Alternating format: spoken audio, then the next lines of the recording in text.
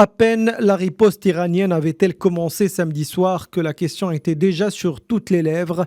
Que va être la réponse d'Israël? Si l'Iran considère l'affaire close, Israël a choisi d'hausser le ton, affirmant que cette attaque exige une réponse décisive qui ne tardera pas à venir.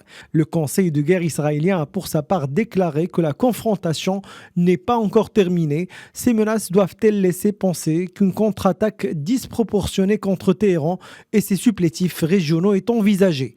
Les analystes estiment que dans le pire des scénarios, on peut imaginer une riposte israélienne strictement confinée à une base militaire ou à une zone portuaire iranienne, de nuit par exemple, pour éviter tout risque de mort civile en Iran. Autre possibilité, le ciblage des installations nucléaires iraniennes. D'autres spécialistes géopolitiques affirment que toute attaque d'Israël implique mécaniquement une réplique à un niveau potentiellement supérieur pour faire prévaloir une forme de dissuasion.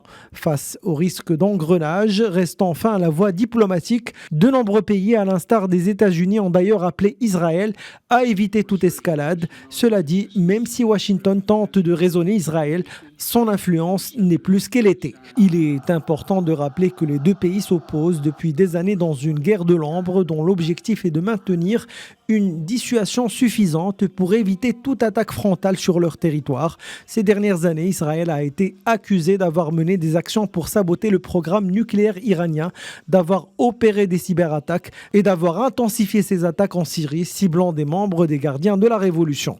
Enfin, le 25 décembre dernier, le plus haut gradé des gardiens de la Révolution en Syrie, Razi Mousavi, a été tué lors d'une attaque imputée à Israël.